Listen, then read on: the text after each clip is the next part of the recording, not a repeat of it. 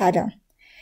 توی این قسمت از آموزش برنامه اندنوت قراره راجع به منوی اندنوت توی برنامه ورد صحبت کنیم و یکی یکی این منوها رو مرور کنیم و ببینیم این منوها چی هستش.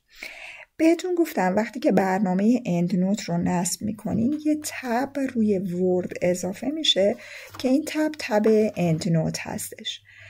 اینجا حالا ما میایم یکی یکی این ابزارا رو چک میکنیم و ببینیم که این ابزارا هر کدومشون به چه دردی میخورن. یه گزینه‌ای داریم اینجا به نام Insert Citation. اینو قبلا هم توی قسمت‌های قبلی توضیح دادم که برای وارد کردن یه منبعی میتونین ازش استفاده کنین. اینجا شما لایبرریتون رو انتخاب میکردین، کلمه مورد نظرتون رو اینجا سرچ میکنین که حالا هر چیز دیگه‌ای که هست مثلا یه لغتی رو اینجا سرچ میکنید.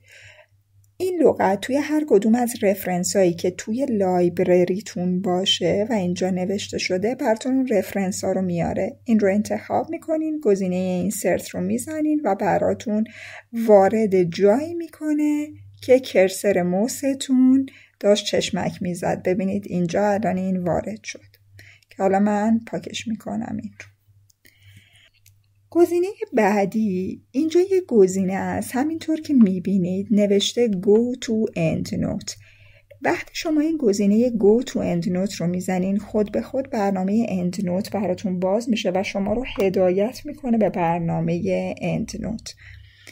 در واقع یه راه دسترسی سریع به برنامه EndNote هست. یه گزینه‌ای داره اینجا به نام Edit and Manage Citations. این گزینه رو بزنید.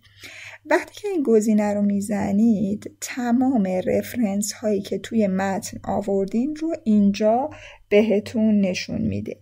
این قسمت همونطور که از اسمش هم پیداست گزینه Edit and Manage هستش، یعنی شما میتونین رفرنساتون رو اینجا ویرایش و مدیریت کنین. چطوری این کار رو میکنیم؟ ببینین همه رفرنس های شما اینجا اومده. مثلا من میام این قسمتی که اینجا هست، مثلا این قسمت نگاه کنید روی هر کدوم از رفرنس ها هم که بزنید براتون توی متن میاره. مثلا این قسمت من مثلا از 5 تا رفرنس استفاده کردم، همینطور که میبینید برای این جمله بالا. ببینید برای این جمله من این تعداد رفرنس رو گذاشتم. میخوام یکی از این رفرنس ها رو حذف کنم. این علامت مثلث کنار رو میزنم، Remove Citation رو میزنم، برای من حذف میکنه. اگر اوکی کنم ببینید از اینجا اون رفرنس هم حذف شد.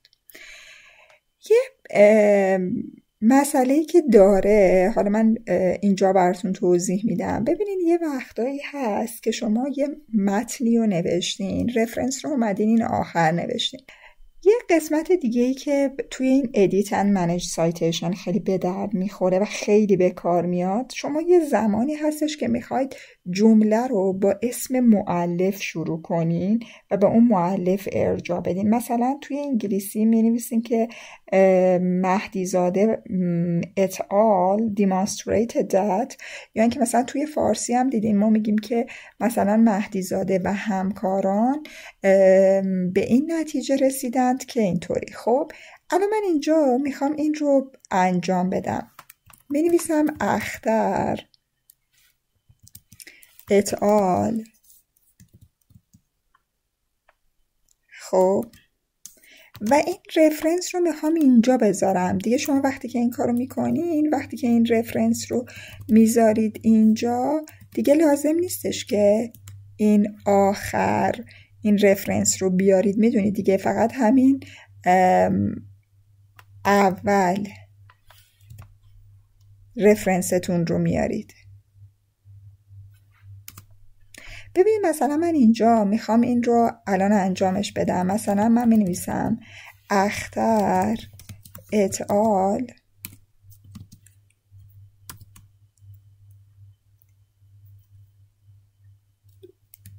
(2002) مثلا که حالا رفرنسش هست showed that،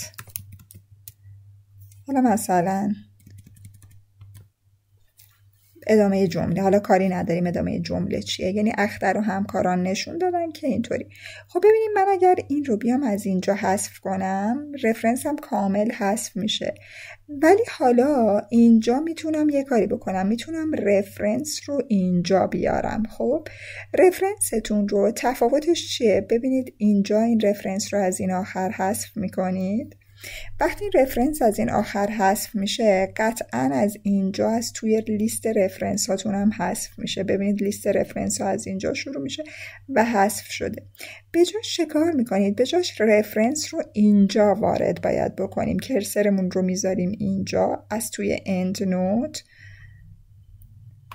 رفرنسمون رو مجدد وارد میکنیم. رفرنس اومد اینجا. خب من قرار نیستش که اینجا، من اینو پاک کنم، من قرار نیستش اینجا دوباره اسم نویسنده رو بنویسم. برای اینکه این رو مدیریت کنین از قسمت Edit and Manage Citation استفاده میکنین.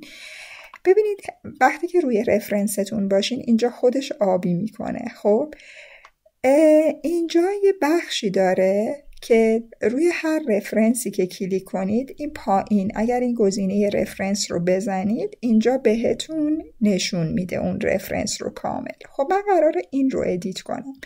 وقتی قراره این رو ادیت کنم توی قسمت Edit Citation یه گزینه داره exclude author رو میزنم. وقتی exclude author رو میزنم یعنی اینکه برای من اسم author رو نیار، اسم نویسنده رو نیار، فقط سال رو بیار. اینو اوکی میکنم. ببینید فقط سال رو میاره.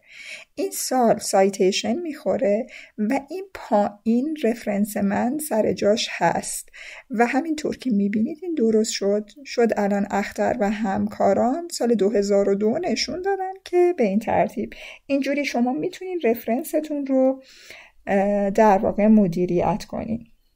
توی قسمت Edit and Manage Citation یه گزینه دیگه داره. همینطور که دیدین من حالا میرم روی رفرنس دیگه، مثلا اینجا که این رو براتون نشون بدم. توی قسمت Edit and Manage Citation یه بخشی داره. ببینید الان اومد روی اون رفرنس یه قسمتی هست به نام پریفیکس. توی بعضی از مجلات شما احتیاج دارید که به اول مستنداتتون یه کلمه یه چیزی اضافه کنید. خب مثلا میگن که به اول مستنداتتون، به اول سایتیشناتون بنویسین این 2 نقطه. شما میتونید این رو این قسمت اضافه کنید. این رو اوکی بکنید. این رو خودش اینجا توی سایتیشنتون اضافه میکنه. مثلا بخواید بگید که به نقل از مثلا فلانی، اون به نقل از رو میتونید توی اون قسمت پریفیکس بنویسینش. این هم از گزینه Edit and Manage Citation.